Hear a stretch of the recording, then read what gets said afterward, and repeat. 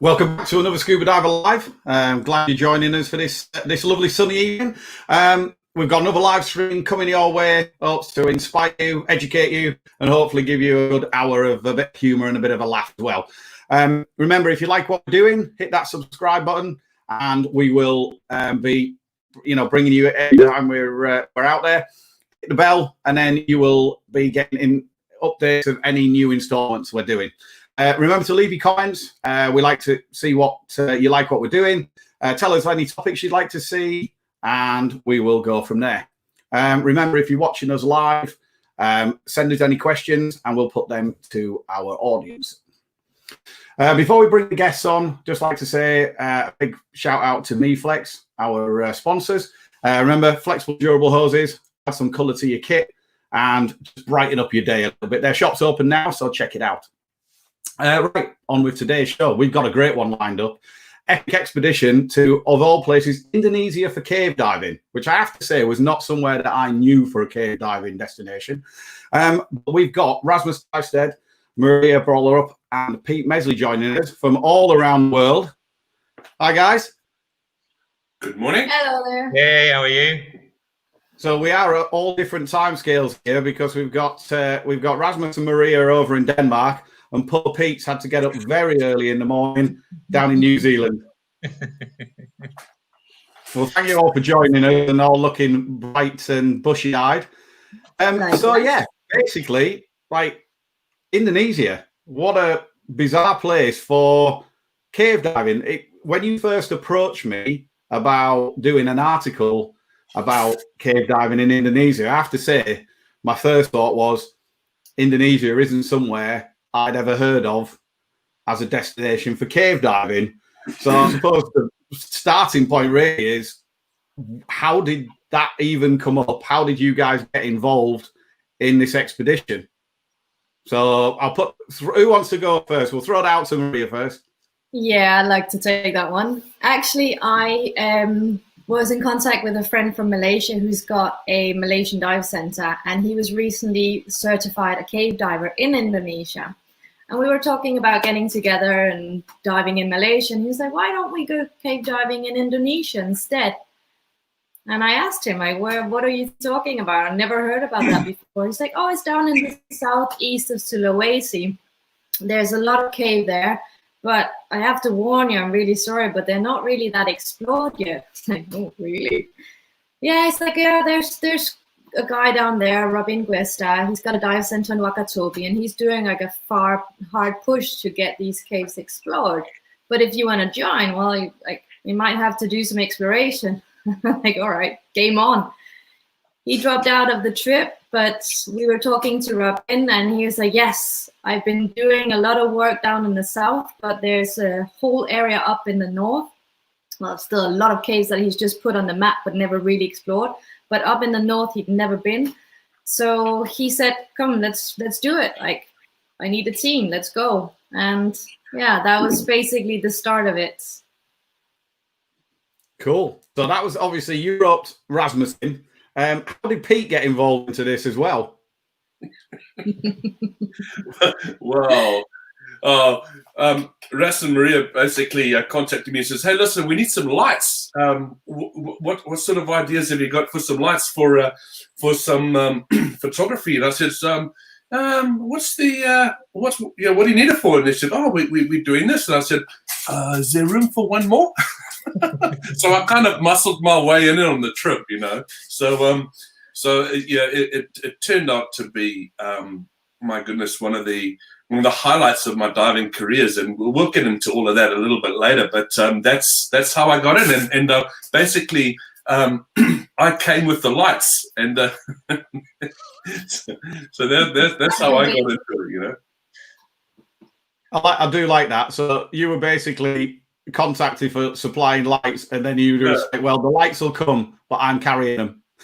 They already met me. Like Ras did part of, or like he finished me off on my cave training a few years ago down in Florida, and so he already, Maria and Ras already knew me, so they thought, oh my goodness, what are we going to dive on the grenade here, and just I have this rooster over for a couple of weeks, So obviously I said, oh, okay, whatever, come on then. And yeah, man, it was fun. It was a lot of fun. So by the sounds of it, this is quite a remote area, Indonesia. So how did you actually get there? Whereabouts is it, to give people kind of an idea of where it is within the archipelago? Well, Mark, it's funny you should mention that. If Ross had throws up one of the pictures. Oh, look at that. So, Maria, do you want to tell us where we are in the world? Yes, I'm past 30 now. Let me get my glasses on. Oh, sorry, wrong picture. That's Australia. Sorry. Well, basically, if you have Asia and you've got Thailand coming down into Malaysia, and then you travel east, you got this massive part of Indonesia called Sulawesi, and then you travel all the way down to the south of Sulawesi, east, southeast. That's pretty much where we are. So where we were landing is in a place called Baobao. You know it's far when you're in Baobao.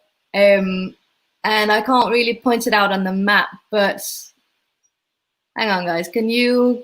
Yeah, yes. So right down in the south, that's Baobao. And the place that we were exploring to begin with, if you see the long island on the right, it was all the way up to the top.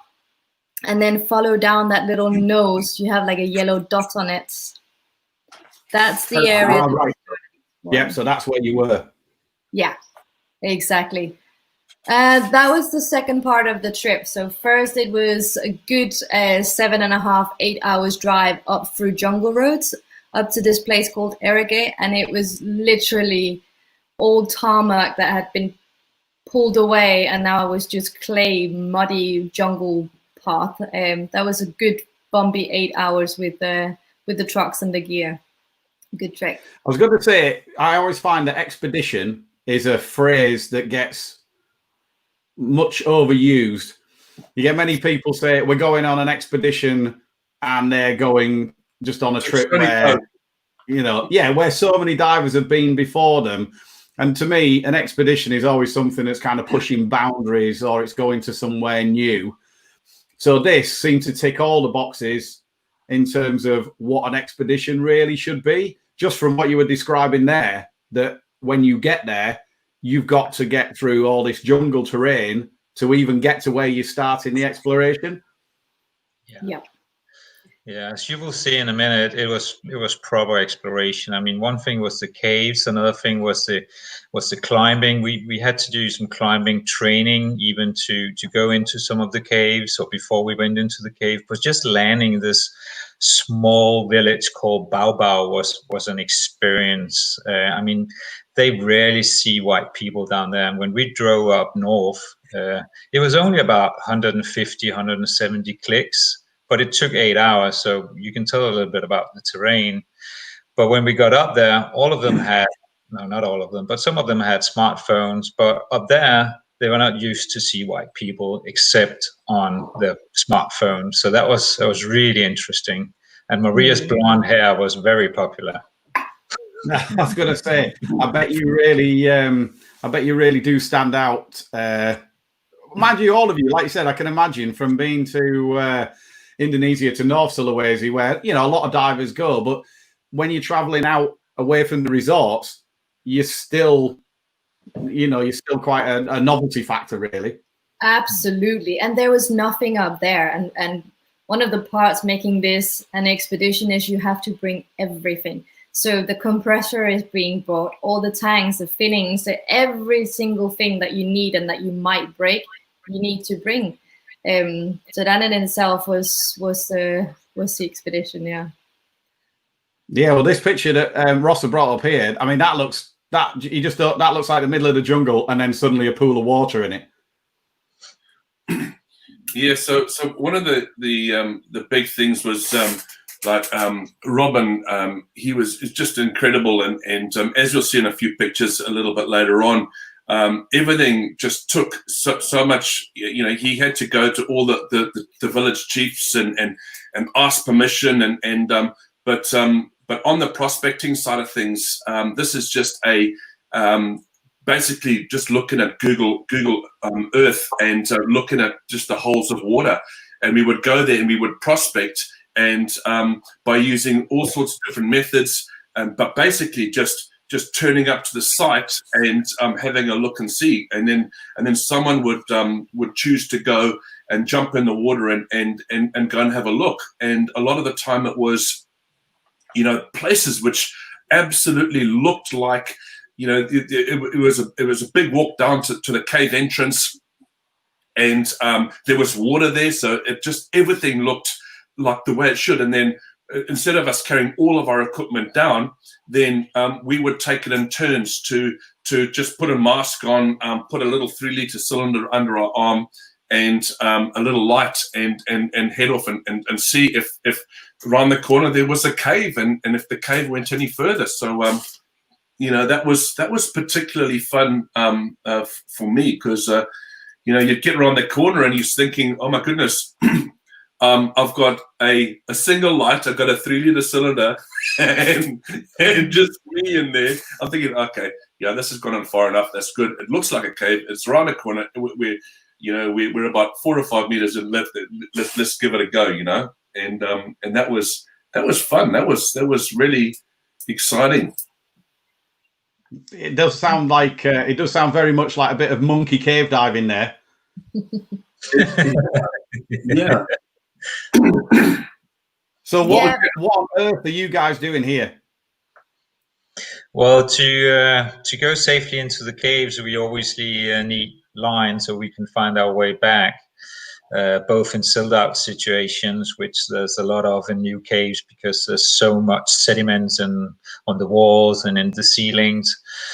And this is the line, and for every 3 meter we tie a knot. So it's not just putting line on a reel, but you need to knot it for every 3 meters. And that has something to do with the survey, because you don't go explore without survey as well.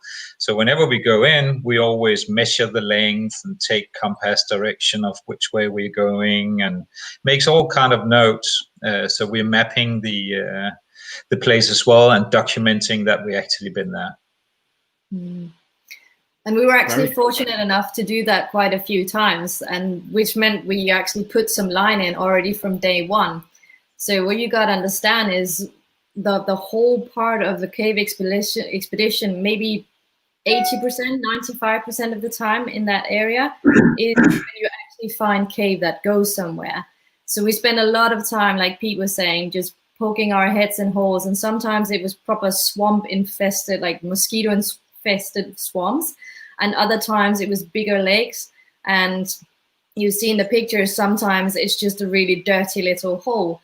But already on day one, we hit sort of a jackpot. It was not a big system, but it was quite deep, and getting some line put in already on day one was a fantastic start.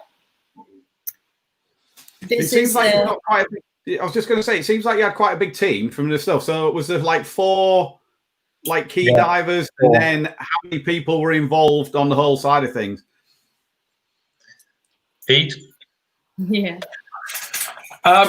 There was a huge amount of people involved, and obviously with any big trip like this, where we're prospecting for new sites, there's a lot of people in the background, helping out, who don't get to dive, and all these guys were integral in the process, because we had quite a bit of kit, and just to move it around the country was quite. This is Robin wanted to have a new picture for his Tinder profile, so. So this is basically what we would do. Like, there's a little hole there, and he would just jump in and have a look and see. And if the cave carried on, we would jump out and carry all of our equipment down. So as you can see, how far did you have to walk from where the vehicles were with the equipment in to get to some of these?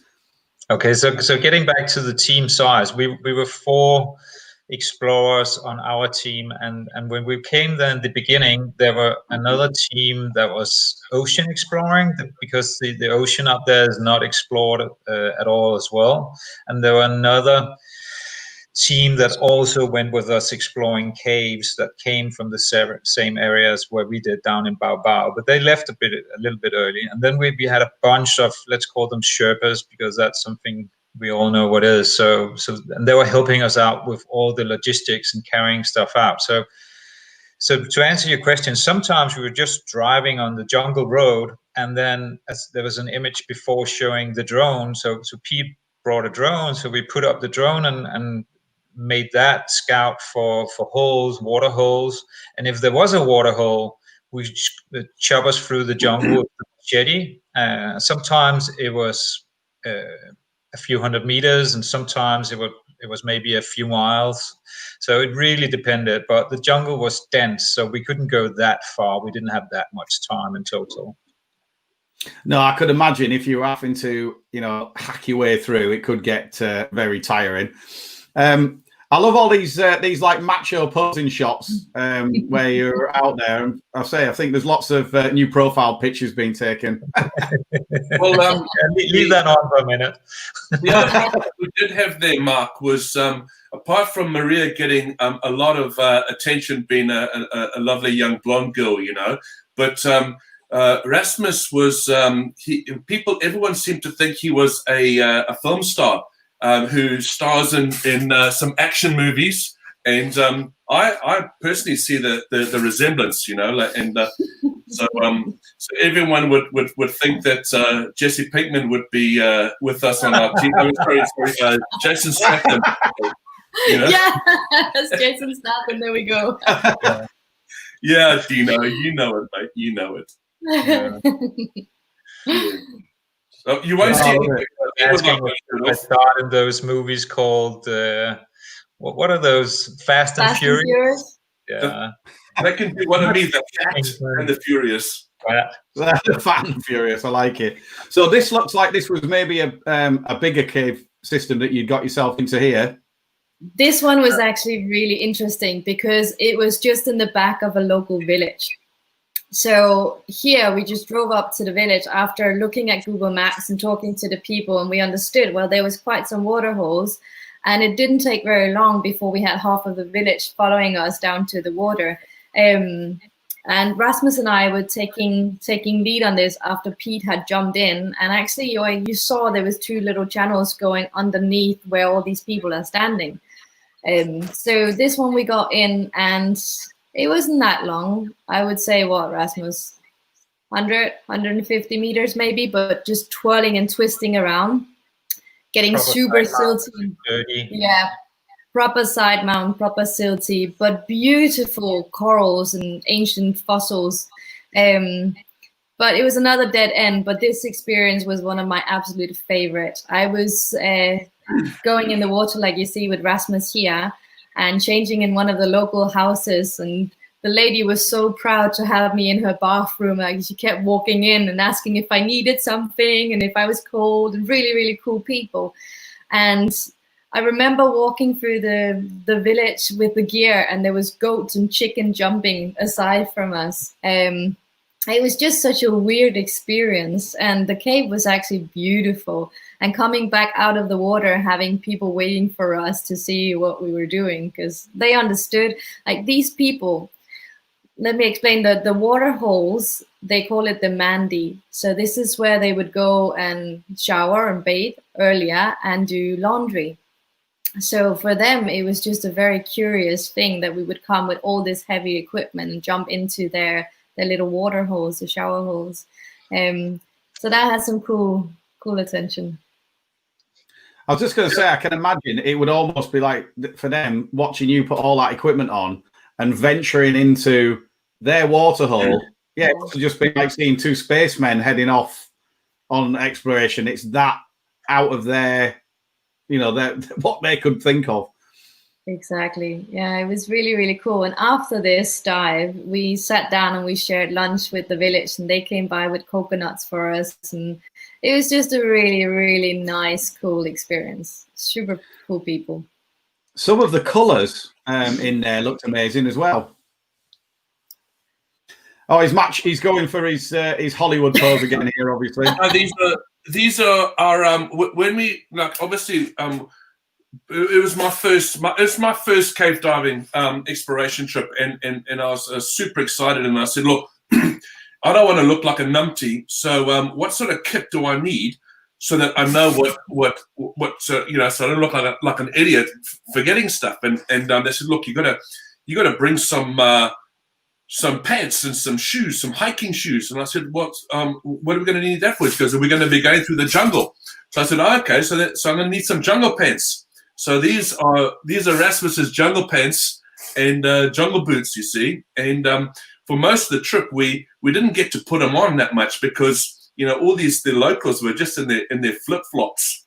We thought, oh no, we don't want to look like idiots, and we kind of just did the same thing too. But this one here, there's a few pictures a little bit later on where we really needed them, and Ras will tell you the story. That was the cave system was everything just oozed amazingness. But I'll let him tell the story in a minute. But it was just absolutely surreal, just walking through people's homes, like quite literally, like Maria said, you just get up and you're just like walking through people's homes.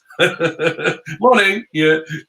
Well, we're off to take a dive in your water hole, and that was amazing because we would be driving along and Robin would just stop the car, and there's this guy on a motorbike. He'd never seen him in his life before, and he would just wave him down, and Robin, fully fluent, and he asked the guy. He says, "Look, what's going on? Where do you guys have a watering hole?" And he goes, "Yeah, just go down the road and turn left." Okay, sweet. And then we would go down there, and we would follow along, and then suddenly we'd find a place, and then once we found the place, they would say, "Okay, what area is this?" And then we'd have to go to the chief and say, "Look, this is what we're doing. May we have permission to do that?" And so that was also pretty cool. The way Robin was very, very respectful about everything, and it was nice to be a part of that. Whereas we just don't just like let's just go and do your own thing. You see, so that was pretty cool. That's cool. I love this little girl's face sat behind you. She's almost sat like, who's this weirdo who's going in my washing area? Yeah, man. It was awesome. And like, Maria, you tell this. This is the village. Yeah. Yeah, this is the village.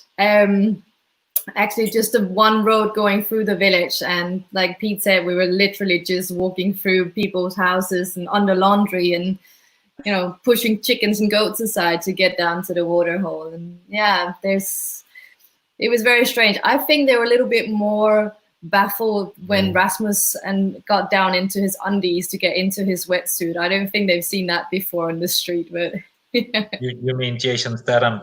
Yeah, oh, sorry, Jason Pinkman. I've got a few of those pictures, but they're on my phone. Yeah. No, it does. It does seem. It's just from these pictures, just capture it that you can see the bemusement on some of their faces. But they are so welcoming in Indonesia. You're right there. They can't do enough for you to help. Absolutely. People with the least are free to share everything that they've got, and it's just incredible, mate. It's and they really try. That's amazing. Obviously. So when you were doing this first bit, when you were kind of prospecting, if you like, checking all these different holes out to see if they actually led into any caves or anything like that, how long a period was that over, and how many did you end up having a poke around in before you started finding ones that were worth exploring? Well, the procedure is first, Robin had a lot of local knowledge, so that helped, and he had a lot of positions on his GPS down south. But up north, there was nothing. So like Pete mentioned before, we had to ask the local people, and then we used Google Earth. So, and just going to every single water hole, I mean, we went to a lot. I would say maybe 30 different places. And some of them we didn't even jump into because we could see that it didn't go anywhere. It was just a hole with water. But some of the others we went into and had a pretty nice dive. Some of them we had to turn around because of depth, because we were only diving air, open circuit. So we had a maximum depth agreed at 30 meters. And some of them just ended, got too small, just ended. So we had a lot of fun doing that. But in the end, we found a really, really nice cave that we put in a lot of line. And that's actually what we're coming to here. Right now, the jungle is dense, and we've been in another village, picking up Sherpas. And now we're moving towards this cave through the jungle. And we didn't bring the picture today, but as we came to this village, they told us about a python snake that was in the area. And one of the grandmas actually disappeared and was eaten by that snake. So they found the snake and they cut it open, and they had a picture of the grandma inside this python snake. Obviously, she was dead, but it has swallowed her in whole. And on the way through the dense jungle, Pete spotted python shit. So everybody was a little bit on their toes on that jungle trip. But yeah, so you see here, we're kitting up, packing our bags, and getting ready to go through the jungle with the machete and hopefully find something. And at first, we don't bring all the gear; we just bring what's necessary to go check it out. And if there is something, we will come back, and then we will have the Sherpas help us carrying the rest of the gear so we can actually do the proper diving.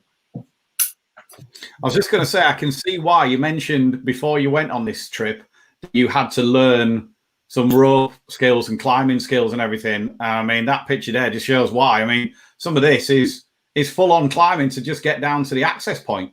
Yeah. Yeah, this is actually one of the very good examples, because right below me here where I was standing before, and also here, there's a 20-meter straight drop off down to the water. So if you fall here, it's I mean, you're gonna, that wouldn't be good. And you see Robin making preparations to slide down this small crack as he's moving down now. So yeah, it was proper climbing up, rappelling, abseiling, and then you Juma up, it's called. So yeah, so if you needed the skills, unless you couldn't go.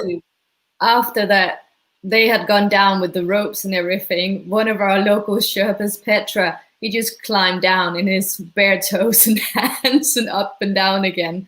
So yeah, they'd obviously we couldn't do that with all of the gear, but that was quite impressive. Look at that drop. That is. I was just going to say, that looks a long way down. How far approximately was it, the distance you had to climb down? I would say about 20 meters. So yeah, I was going to say, and it's very impressive structures and everything. That when you found that and you were going into it, that must have been a real lost world moment. It was beautiful. Yeah, absolutely. Unfortunately, this one didn't go anywhere. It was a full day of jungle hiking and climbing and preparation and scouting underwater and going through tunnels, but it didn't go anywhere, unfortunately. So, and you spend a lot of time exploring, but not going anywhere. But it was beautiful. It was totally worth a day. Absolutely. So. Yeah, even if the actual underwater cave didn't go anywhere, yeah, it's just that the visual splendor of the above water section there was pretty stunning. Absolutely. Yeah. Cool. So that was one of the ones you tried. So then that looks an epic one to get down to. So the ones that you started being able to explore further into, were they similar sort of like, levels to get into and everything, or were they perhaps not quite as full on? No, it depended. I mean, it was, some of them were like Maria mentioned, or was it Pete? Some of them were just where the local village were used to go bathing and rinse their clothes. We were actually diving. The first day we were diving in the shower. I mean, basically that's where they used to take baths.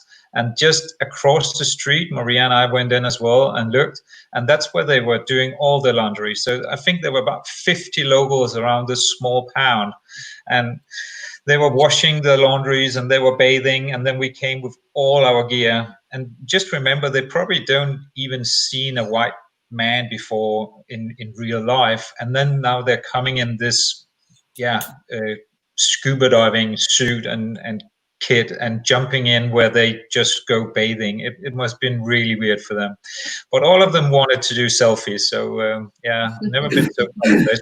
You, Maria, everybody wanted selfies with you. Yeah, obviously. This one here on the picture here was actually a really cool one. That was a huge lake that was very near the ocean side. So when you got out of the water and you look left, you could actually see the beach. And as we got in, it was fresh water, but it quickly became clear that it was connected to the ocean because you had saltwater fish in the lake. And we were diving underneath, towards the ocean, and inside it you had all these soft coral sponges and what have you, and crabs. This one was very, very long. It was definitely going, but it became very, very narrow and very dirty. So we put quite a bit of line in this one, but it was one of those that to keep on going, it would be, full tilt up. What was that big lizard we saw on that one? It's a monitor, a water monitor. That was a big one. So the cave was actually like on the surface. You could basically swim on the surface for a bit. So we're in there. We shine a light out the back there, and there's this monitor clutching to the wall. We're thinking, all right, fair enough. We'll have to go underneath you then, you know. So just a massive shout out to X Deep and Fourth Element. You know, the guys were, you know, when it comes to exploration, the guys are so supportive, and you know, Jim Standing, Fourth Element, and Strikey, you know, and Bart and Peter from X Deep. You know, the guys, all they want is they're super excited about people doing this sort of stuff that we're doing, and without their support, we really struggle, and the guys are just totally into exploration, and you know, it's just brilliant, you know, and that we got manufacturers like that who you know, like, hey, they sell gear, but that first and foremost they say, oh, we love what you're doing, what can we do to help, you know, and so that was really appreciated, their support on this trip. That definitely helps. I can imagine, especially on something that's as epic as this one. So after you were doing some of these, which obviously, you know, you said like that one went a little bit further, but then it was going to be getting too dicey because of the conditions. And then you were moving on. So when did you get to the one that, some of the ones that really gave you proper cave exploration? Well, after that brief pause, so like Ross, are you on cave 1 now? Can you scroll to cave 1, Ross? Are you on it? He's on it, yeah. Yeah, Okay. that's cave 1 that we're in.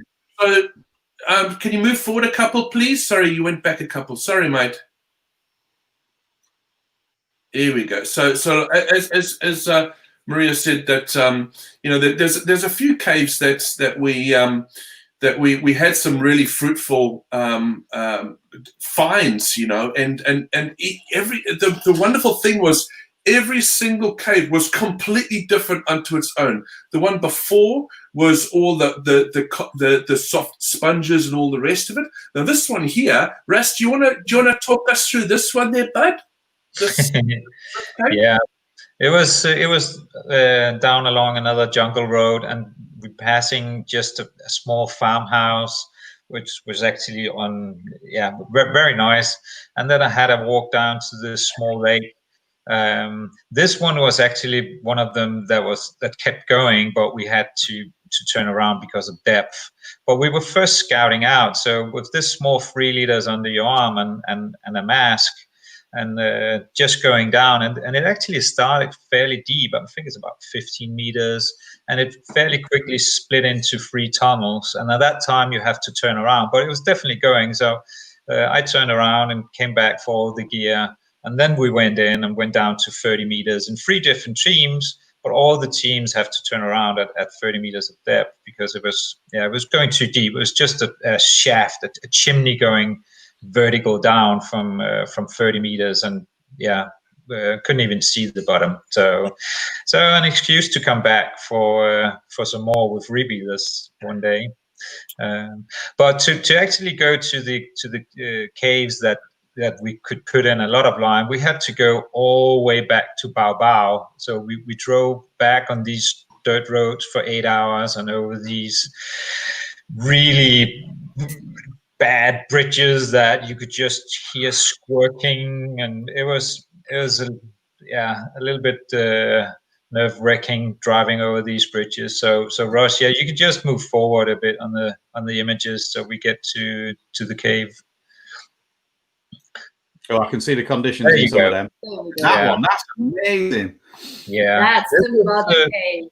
Yeah, it was. This is beautiful. This is another cave that we were on another island now, so we took a ferry and came to a completely different area.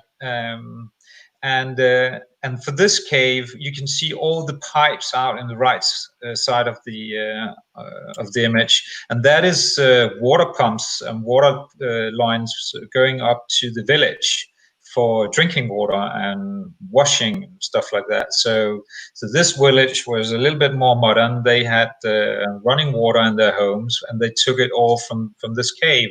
But that also meant that we had to get permission again to go diving there. So we had meetings with the mayor of the small village, or chief, or whatever it's called. So, and that was quite an experience as well, and sitting down there having formal coffee and shaking hands, and it was before Corona. Meeting the local at a different level. So fill in, Maria. Well, like I said, this is the mother cave. Like, we had been poking our heads into so many filthy holes by now, and some of them, were going, but all of us were like, right, like we were waiting for the big one, and we had no idea if it was there. Robin was like, we got some great caves down in Bao and on Wakatobi, but I'm still waiting and hoping for this great one. And we actually just walked right into it. This was the one. He had been there previously, just putting in a little bit in the beginning, and he knew that it was going to go, but he had no idea if it was going to go for another 50 meters or just forever. And it ended up just being forever. I mean, this one was a stunning, beautiful, crystal clear underground cave that would come into these massive chambers. And when you got into the chambers, you had air and you could breathe it. There were bats in there, so obviously there was free passage for them to come in and out. And you had all stalagmites and stalactites everywhere, so it was beautifully decorated. But what got me about this cave was the coral reef that it had been carved through. I mean, I've seen the Mexican caves at their best, but like you see on this picture here, this was just pristine coral reef with these massive old ancient giant clams. You had shell banks, perfect intricate shells that was just stacked on top of each other.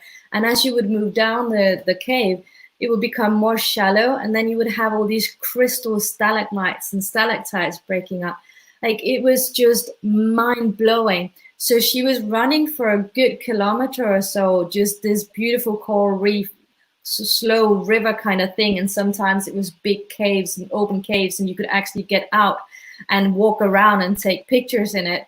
And then she would duck down again and become actually quite deep, where you could see that had been some more flow back in the time. And then she just spread out. She just became tunnel upon tunnel upon tunnel And we were only there enough time to follow the main tunnel. But we ended up putting down 2.5 kilometers of line in it, and it was going. Robin is still exploring in it. But look at this. This is just giant clams. I've never seen anything like it. They were enormous. Yeah. No, absolutely, totally. And like, you know, this whole cave diving like, you know, I never really got it until this trip, you know, like, you swim in a hole full of water, yeah, whatever, you know. But this is actually, I get it now, you know, and it was quite a big a new experience for me personally, because, you know, the first half of this trip, the first 3/4 of this trip, I never took my camera, and without my camera in my hand, I just felt lost. But getting into the mindset of saying, well, we're going to go and check out some areas, and the fun that I had was just like working with these three. It was a fantastic experience, and just, you know, prospecting and having a look. Oh, what about there's a hole goes there? Let's have a look. Okay, and then, you know, so that was a lot of fun, and then obviously with these pictures and all the rest of it, taking the camera back in, and it was quite fun, because then, you know, I came to a spot and I thought, this is exactly what I want to do. So I just stopped, and we'll see a few pictures here, and then all the other guys just carried on, and then because I just wanted to get some images, you know, and while everybody else was laying line, I was quite happy to take some shots. And the guys came back and they said, "Oh, you think this is good? Wait until you go down the road. You know, like there's amazing stuff down there." I mean, I don't know. Let me just, you know, I need to get some shots first, and you know, like stuff like this. As you can see, you know, it's quite shallow. But look, you know, look at these. I'm sure there's speleologists or whatever you call them know exactly what it is. But it's like a table outcrop, and it's just absolutely stunning. And the water crystal clear. And there's Maria there, and being very patient. You know, you can tell one the clarity, but also you can tell that this nobody's been in there, because the condition that everything's in, it's just undamaged, amazing. Yeah, Nothing is broken.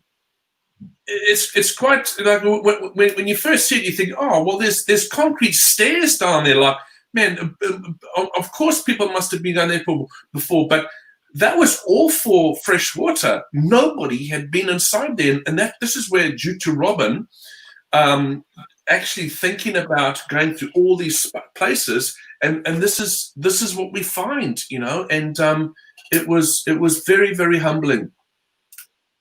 And next it just looks amazing. Yeah. I mean, look at that. That is stunning. So you ended up going in. How long did you spend diving in this cave? Well, we only found this cave right at the end of our trip, so it was only the last couple of days that we got to explore it. So obviously we were pushing it as far as we could, and between dives we were standing at the surface filling tanks under a tarp because it was pissing down with rain, knotting more knots on the line because we were just kept emptying our reels. So we dived this cave until we were completely out of line. So I'm almost happy that we didn't have more days left, because we didn't have more line. And Robin's joke about putting more, we could have done one more day of diving, but we were out of line. So that was it. That was it. 2.5 kilometers. But there's still all the side passages and much more to explore in the end of it. Yeah. Well, that was going to be one of my other questions, was to say, you know, have you got any future Indonesia expeditions planned? Well, that lands it up right there, that you were still going, and the only thing that stopped you was running out of line. So I can imagine once you're able to travel again, that's something that's going to be back on the books. What's what's Robin's business name? Is it Sulawesi Dive Tours? Is it Sulawesi Dive Trek? Sulawesi Dive Trek, yeah. So Robin has got a dive center in Wakatobi and a little station in Baobao when you land with the airplane.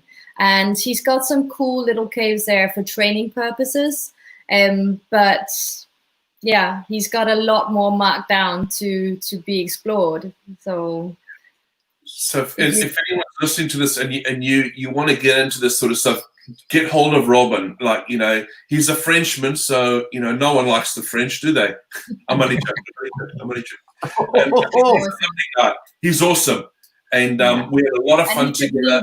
And yeah, man, give him a shot, and he'll take you to these places. But just understand, you know, that it's not, you know, it's not 5-star sort of accommodations. You know, it's just like not even a crisp 1-star. You know, we break in the half a star.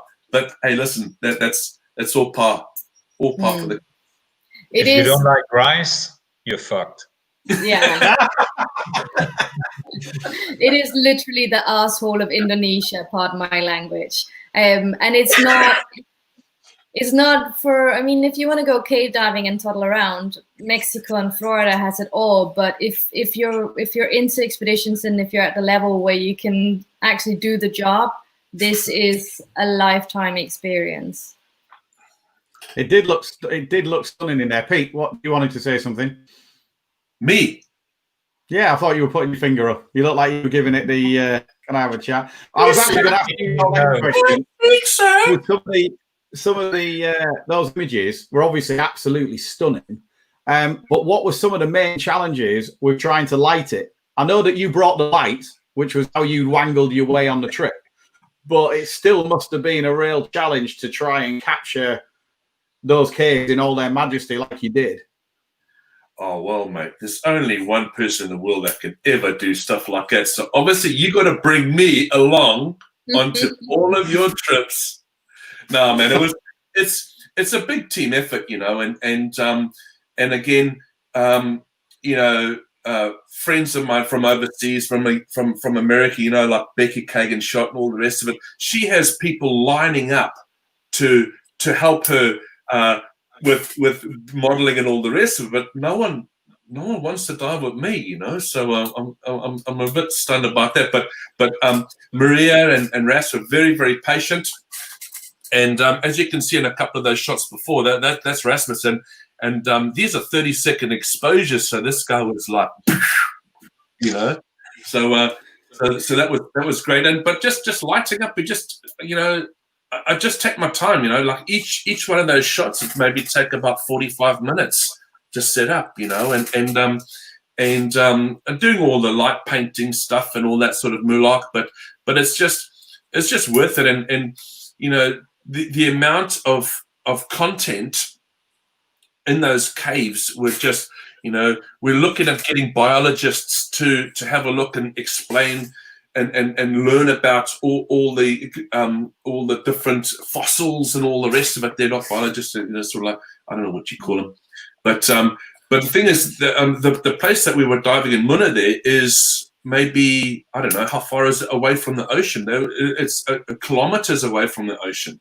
And you've got all these fossils there, so there's just such a lot of information there, and it's really exciting, you know. But photographically, oh my goodness, it's so before Pete brought his camera, we called ourselves explorers, but after Pete brought his camera, we were Sherpas underwater. We had to carry all his shit and swimming around with lights. With the lights. You took advantage of us. I tell you, I don't, you know, like obviously I dive rebreathers 99.9% of the time, and for this trip I had to get onto side mounts and all the rest of it, and you know, big shout out to Steve Davis, who patiently took me through some of the basics, and so I just didn't want to look like a total numpty, but I probably did. But Maria and Ras were very kind and not going, by the way, you look like an idiot in the water, you know. So, but it's, you know, tools for the job, and there's no way that we would have been able to get in there with back-mounted stuff in a lot of the places, and so like right tools for the right job, and all the rest of it, and this is probably the place where a side mount breather would actually come in handy, really handy, especially back in the place where Rasmus talked about, where it just kept on going, because the percolation, like we would come out on zero visibility in the cave, absolute zero, and all that limestone would just shower down on us, and that was when I was absolutely crying out for my breather, but just at the end of the day, it was just, I still look through my pictures and I'm going, ooh, okay, and I will be back 100%. Yes.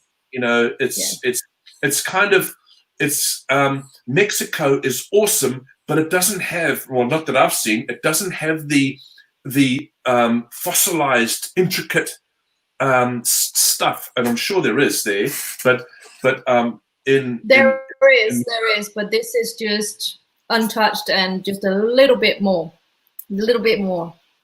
Yeah, and I'm just looking at the comments here, and Brock says lust for wet rocks. You got that right, I'll tell you, and I get it now. I get it. It's this cave diving lark is all right. We'll give it another go. Yeah. Well, to get back to your question, Mark, about future projects, I think we all want to go on exploration in the future. I would love to come back to Sulawesi one time, but there's a lot of things we wanted to do. Actually, Maria is going on a very cool project this when is it? November, in Mexico, at a girl expedition, almost Yeah, it's called the Sunan Ha Project. It's an all-female cave exploration led by Robbie Smitner, the famous Robbie Smitner cave explorer. And it is a 24-day cave exploration in the Mexican jungle, where we will try and see if we can connect what he's calling the whole box fracture. And that's going to be an absolute amazing project. There's some really cool female cave divers involved with that, and a lot of documentation, and maybe you can sneak your way in there, Pete, if you grow some bigger boots. Hey, I think us boys are going to have a boys only trip. No female. Yeah. Wonderful. It sounds like you got some cool stuff coming up.